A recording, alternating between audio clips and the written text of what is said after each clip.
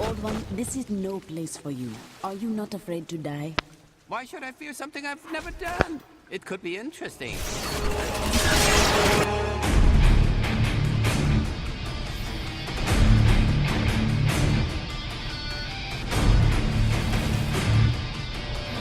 Chances are, if you had a computer with an internet connection back in 2000, you were crawling through dungeons in Diablo 2.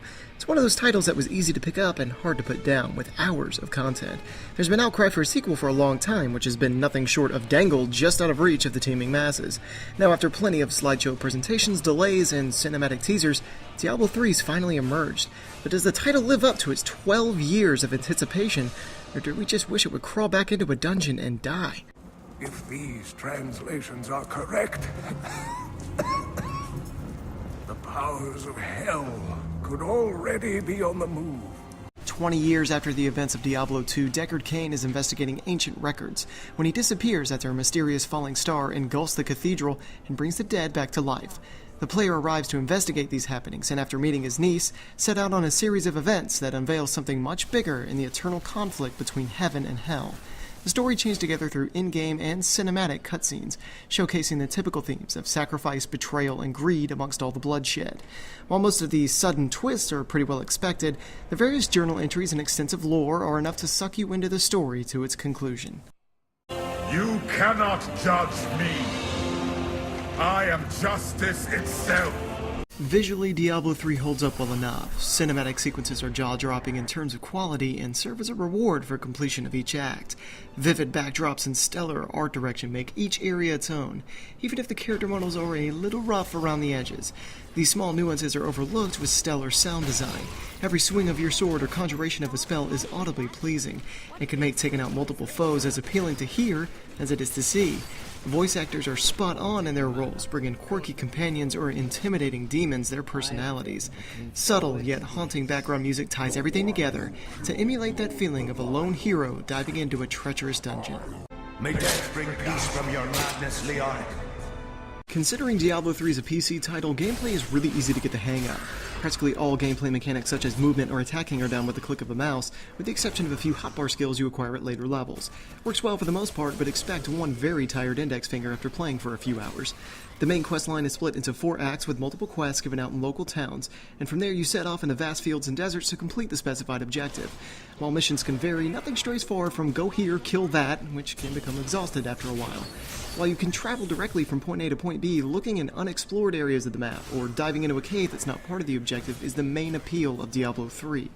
These side ventures usually pay off in the end with additional quests and items, and begin the addictive cycle of hunting every last corner of a dungeon for the most loot you can scrounge together. The air hangs heavy with the scent of terror. This does not bode well. The biggest appeal of dungeon crawling is that every area you enter or elite you encounter are completely randomized. Playing through the same area twice can yield not only new pathways but new opportunities for loot and new elite monsters that require varying strategy.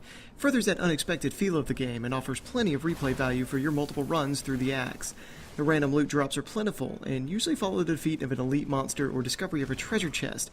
Since your loot is your own, you don't have to worry about someone taking it. There are always new pieces that are better than your current equipment, and multiple gem slots and materials can assist in crafting an optimal set for the tougher difficulties. You will never defeat me! There are 5 classes to choose from at the start: Barbarian, Demon Hunter, Witch Doctor, Monk, or Wizard. Regardless of your choice, Diablo 3 excels in letting you customize your combat approach as you see fit. Every move you unlock has the ability to join a rune to that specific action for a payoff effect. If you want a heavy hitter, you can customize a crit to do more damage, or if you find yourself dying, have that attack heal you instead. This level of customization ensures that when you run into an identical class on a server, you'll have different playstyles to match your preference, and it opens up hybrid classes like Melee Mage or Ranged Barbarian. You cannot switch these out quickly, however, so don't expect to adapt to a ranged enemy if you're outfitted for close quarters. You thought you were so clever. That you'd outwitted us all. Enemies start off simple enough, but soon become much more menacing. The standard trash mobs range from lowly peons to heavy-hitting brutes to ranged casters. Boss battles will occur at the end of most dungeons, and while a few vary, the most strategy you can use is stay out of the bad stuff and run when the big move comes. Random elite mobs will also block your path, and their abilities fluctuate per your difficulty. The tougher the difficulty, the more powers they carry. These can prove more challenging than the actual end-act boss fights, bordering that line between legitimate and incredibly annoying, as fights occasionally evolve into a game of tag just to survive. Though death is easily rectified, that repair bill can add up. Thank you for releasing me. It was getting a little boring in there. While taking the solo path is enjoyable, the multiplayer for the game is the best way to play. With every hero that joins your group, the minions of hell grow stronger, and with a group of 4, the boss fights and elites require a bit of coordination. It makes their defeat even more satisfying. However, when you got a big group, the wide radius of spells and explosions can make deciphering friend from foe difficult. There are a total of 4 difficulties you'll want to bring some friends along for, as the friendly AI lacks any real impact.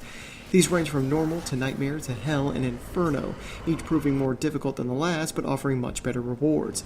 You can even create a hardcore character where death is permanent for that added feeling of tension and war. The armies of light and shadow will clash across the fields of eternity.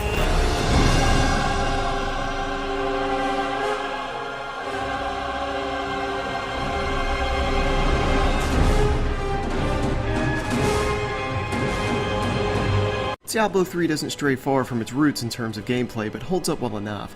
The simple combat and varying difficulties ensure that both the casuals and the hardcore crowd have plenty to explore. While it would have been nice to see some of the promised features like player versus player arena and mystic artisan crafting, their addition in a later patch can only improve the content offered. With minimal server lag after the rocky first week, Diablo 3 is an addictive and entertaining experience that should keep fans occupied for another 12 years.